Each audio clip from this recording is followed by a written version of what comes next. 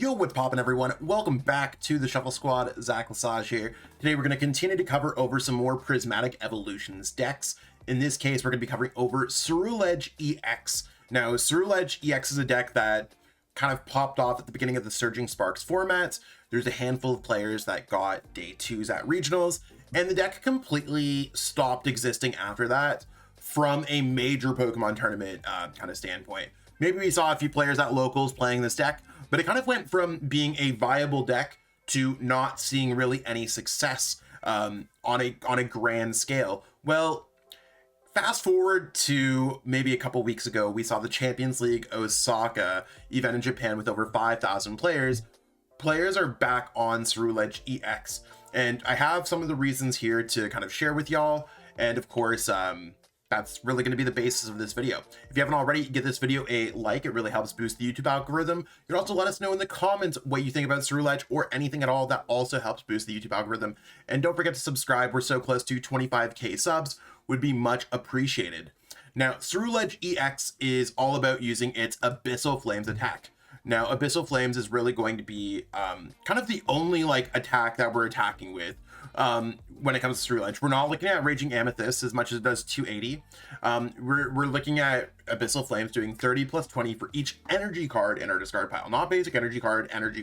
So you might see that we have not only fire energies, but we also have water energies and jet energies and basic darkness energies. I'll get all of that into a minute. If you want to copy and paste this list into PTCG Live, this list is actually current format standard legal. It's gained no new cards from Prismatic Evolutions, so you can copy and paste it right into Live. The list is available either in the pinned comment or the description, depending on where I put it. Change it up from video to video, depending on how much information I could fit in our description. If you need any of the cards for this deck, check out our sponsors at Kayfabe Cards, great store in Utah that I pick up all my cards from. Well, they send them to me, but still absolutely fantastic people over there. And ptcgostore.com if you want to get any of the code cards to build these decks online. Buy those code cards, get some credits, and craft whatever cards you need. That's how I'm able to build every single deck online. So the ways that I want to kind of go over this deck is Abyssal Flames. We can really hit for some big numbers. We always have to have a fire energy attached to Ceruledge. So our number is 9, 4, 13, 3, 5, 5, 18 energies overall. So that means we have a max of 17 energies that we can have in our discard pile. Because we need to have at least one attached. That's none prized, all discarded. So not always 100% possible, but possible. So 17 times 2 is going to be 340 plus Abyssal Flames. 30 is going to be 370 plus maybe some damage with Munkidori. Maybe your opponent's playing Dragapult and you're able to move some damage counters from one of your Pokemon to one of your opponent's Pokemon. That's really where this deck takes off. So this is one of the reasons why we're playing Darkness Energies is Munkidori. We really only need one fire energy to attack, not really too hard to find when we play all these copies of Earthen Vessels and stuff like that. That's kind of where I'm at when it comes down to it, is that we can kind of search out whatever we need. Everything else is working fine. Munkidori is a pretty easy add when it comes to this deck. And you'll see a lot of Munkidori coming out as long as Bidoof, the new little grass Pokemon, continues to see success in Japan and elsewhere once we get the set kind of elsewhere in the world outside of Asia. Now, Adrenabrain with the Darkness Energy attached to Munkidori, we can move damage counters from our Pokemon to our opponent's Pokemon. Now, if your opponents hit you with Bidoof a few times, you can move that damage counters from Munkidori or any of your Pokemon that have the damage counters on them to your opponent's active, maybe knocking out that Bidoof and giving yourself access to those item cards in future turns. So it does kind of, it's a counter to kind of the counter to the format in a lot of ways. And it's really easy inclusion in this deck. Additionally, with all the Dragapult EX kind of rolling around, being able to move some of those bench damage counters can really allow you to hit for a lot of damage when it comes to using Abyssal Flames.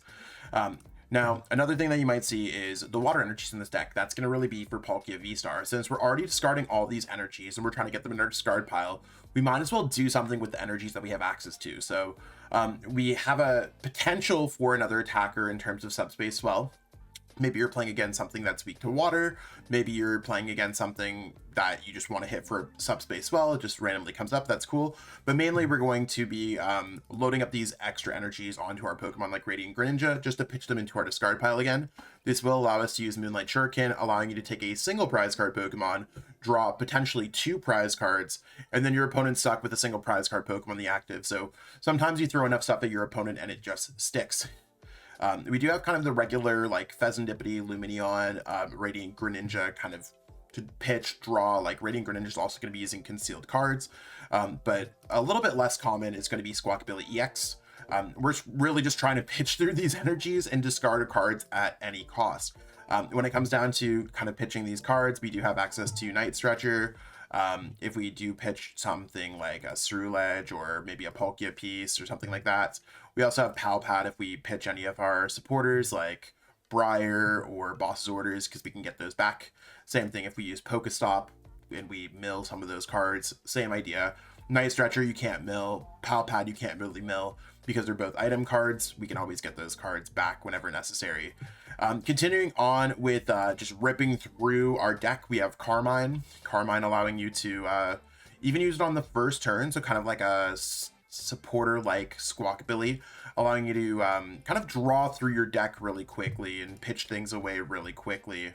And Professor's Research, again, really pitching through your deck. So it's very like aggressive with discarding cards. So if you're coming from another card game, discarding cards in Pokemon is going to be usually good because we could play out of our discard pile a lot. Again, we have those cards like Pal Pad allowing us to get back resources.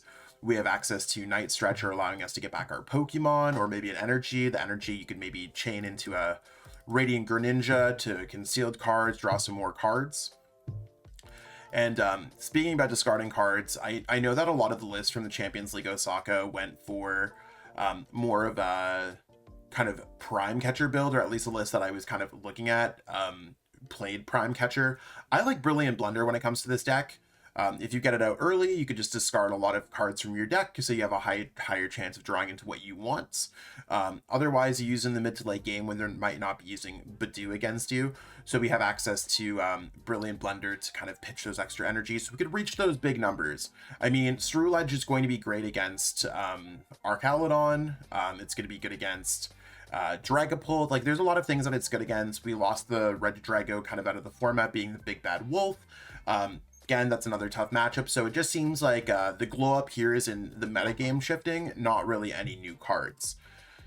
One of the cool things that you can do with this deck is, since it is a Terra type Pokemon, the Ceruledge EX that is, you can use Briar when your opponent gets down to only 2 prize cards to draw an additional prize cards, maybe if you had to offset anything. And I think like a lot of the rest of the deck is going to be pretty like, it's Ultra Balls, we want to discard some energies and search out some Pokemon. It's Nest Ball, we want to search out our basic Pokemon.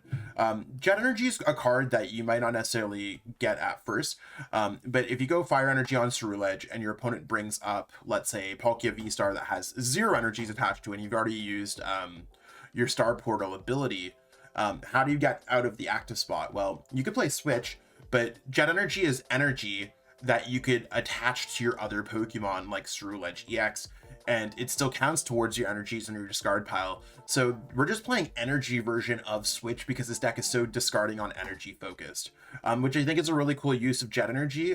You'll see this in like Palkia builds sometimes because you can kind of jet around things. There's the Jetpack build or Lugia builds because they're searching out special energies. We're really doing this because we can sometimes draw into them and sometimes have access to moving from our bench to the active, and it's just energy that we can discard. So because Abyssal Flames does not specify which kind of energies you need to have in your discard pile, it's not like for each fire energy in your discard pile, we can have that wide range of different energies here. So that's why Jet Energy comes in clutch.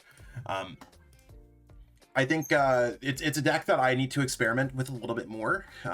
Does seem pretty decently well positioned into our early Prismatic Evolutions formats, and maybe it becomes more than that, right? I think it's one of those things where we see how minor format shifts or cards getting added turned Regidrago from a tier no one's playing it deck to the best deck in format. Maybe with these changes, Ceruledge EX could have the same trajectory path We'll have to find out. But again, we're going to continue to cover more Prismatic Evolutions decks on this channel, so be sure to check out that. A lot of them are going to be based off the Champions League Osaka, but I do think it makes a lot of sense to kind of have this breakdown, have access to the copy and pastable lists, and hopefully everyone's been enjoying the content. I can't wait till Prismatic comes out on PTCG Live so we can kind of play around with that. So we'll keep everyone updated with more great stuff. If you're trying to get some coaching from me, check me out on metafy.gg/@ZachLassage. Maybe you're trying to improve in 2020-25 or 2020-2025. Yeah, 2025 or anything else. Hit me up for a session. Love to kind of help you work on decks, strategy, anything like that. Other than that, just continue to watch the content. That does really help support me as a content creator as well. So appreciate all y'all, and we'll stay tuned. Peace out and have a great one. Want to support the Shuffle Squad? Be sure to check out all of our sponsors in the description to pick up Pokemon TCG singles, sealed, and PTCG live codes.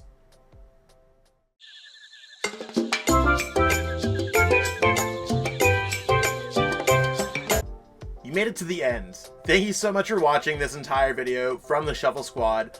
Honestly, from the bottom of our hearts, we appreciate each and every person that supports our content, watches what we have going on every single day, every single week, even from time to time, and continuously allows us to have a forum to project our creative content towards the Pokemon TCG community.